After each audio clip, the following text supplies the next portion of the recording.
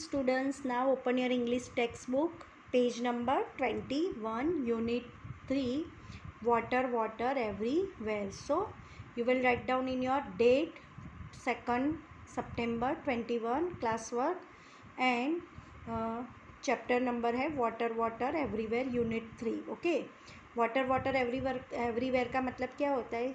सभी जगह पे पानी पानी पानी, सब जगह पे क्या है? पानी पानी पानी ही है.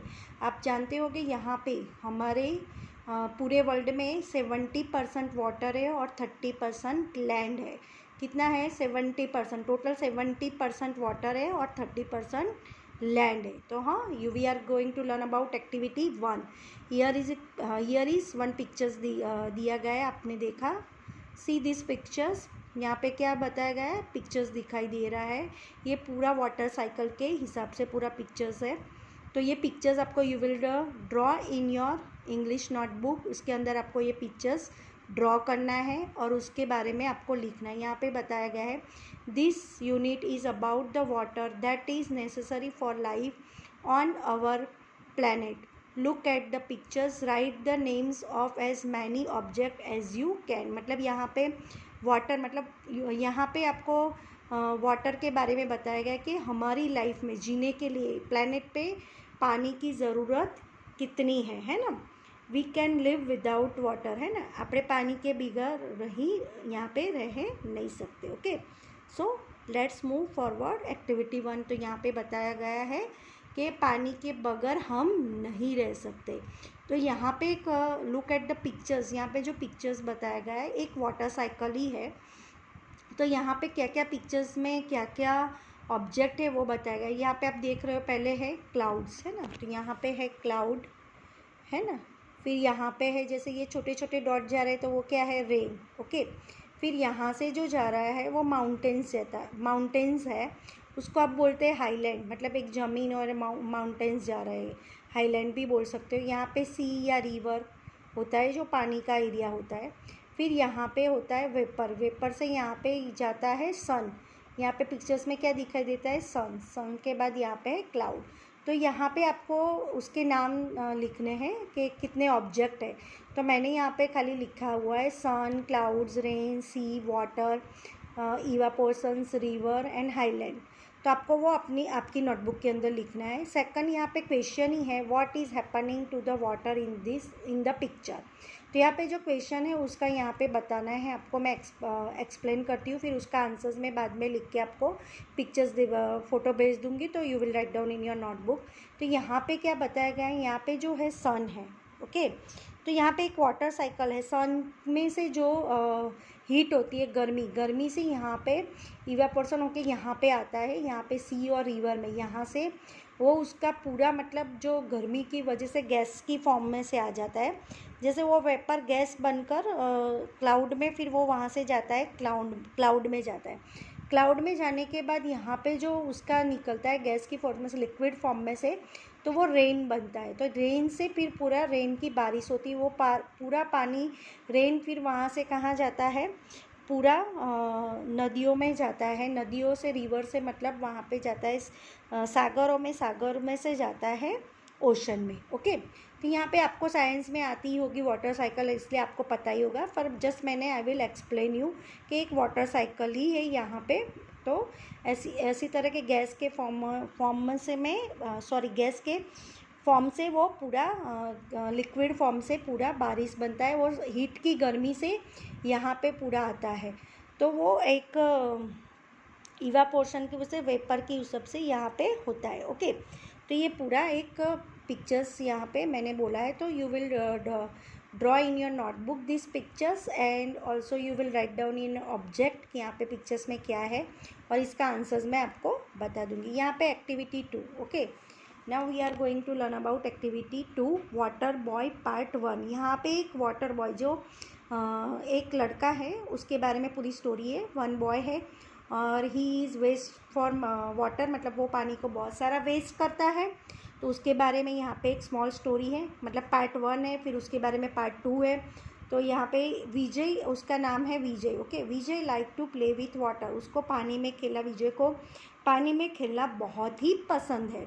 He like to play with water in many ways, मतलब उसने इतना यहाँ पे उसको क्या क्या पानी में खेलना पसंद है यहाँ पे नीचे बताया गया है।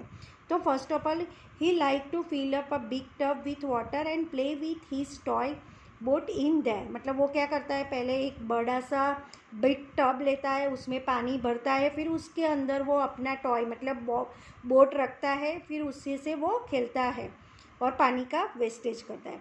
He like to make big mud puddles in the garden and pretend it was a lake, मतलब यहाँ पे puddles मतलब जो कादव कीचड़ होता है गार्डन में, एक जैसे pretend मतलब खड्डा जैसा वो बना देता है उसके घर के पास, फिर उसके अंदर वो पूरा पानी डालता है।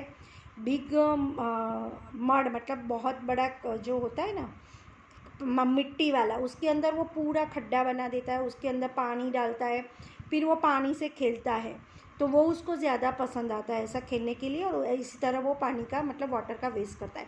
He like to open the होस and splash his friends when they walk by, मतलब फिर दूसरा वो क्या करता है, उसको वो कितना दूसरा क्या पसंद है पानी में खेलने के लिए, उसको एक होस मतलब एक पाइप होती है, स्प्लैश मतलब स्प्रिंकल करना, जैसे पानी किसी के ऊपर छांटना होता है, तो जैसे उसके फ्रेंड्स वहाँ से जा रहे होते हैं तो उसको वो स्प्रिंकल करता है, मतलब उसके ऊपर पानी छांटता है, इस तरह से वो पानी का वेस्टेज करता है। मतलब उसकी मम्मी वो देख रही होती है कि ये पानी से कैसे खेलता है, मतलब वाटर को कैसे वेस्टेज करता है और कैसे पानी से वो खेलता है।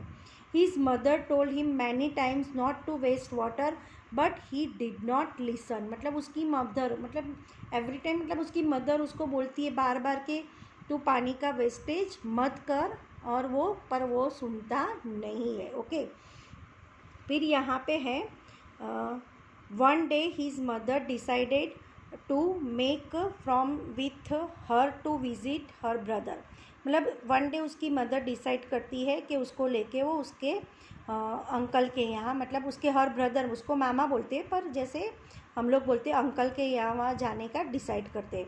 Vijay's uncle stayed in small village, मतलब विजय का जो अंकल है वो कहाँ पे रहते हैं, स्मॉल विलेज में। ओके, तो फिर वो वहाँ जाने का वो सोचते हैं। Vijay was very happy to go because he would be able to play with his cousin, इसलिए विजय भी बहुत खुश हो जाता है कि उसको अपने कज़िन के साथ खेलने को मिलेगा, इसीलिए वो खुश हो जाता है, वो उसकी मदर के साथ जाने लगता है।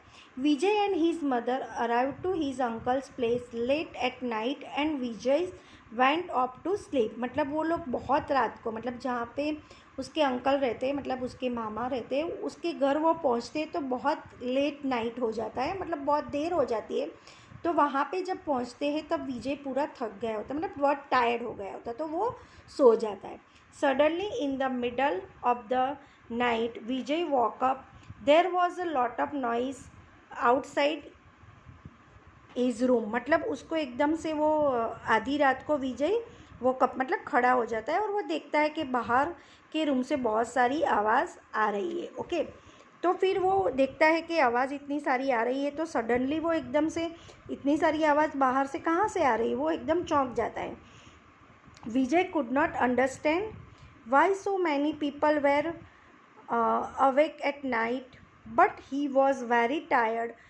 Very soon he fell back to sleep, मतलब वो एकदम से उसको कुछ समझ में नहीं आ रहा कि ये लोग क्यों इतना आवाज़ कर रहे हैं, कितना नॉइज़ कर रहे हैं, पर वो उसको कुछ समझ में नहीं आ रहा है, इसीलिए और वो थक गया होता तो उसको जानने की कोई ज़रूरत रहती नहीं है, और वो अपनी जगह पे वापस जाके वो सो जाता है क्योंकि he is very tired. Okay student, तो यहाँ पे एक्टिविटी 1 and 2 फिनिश होती है।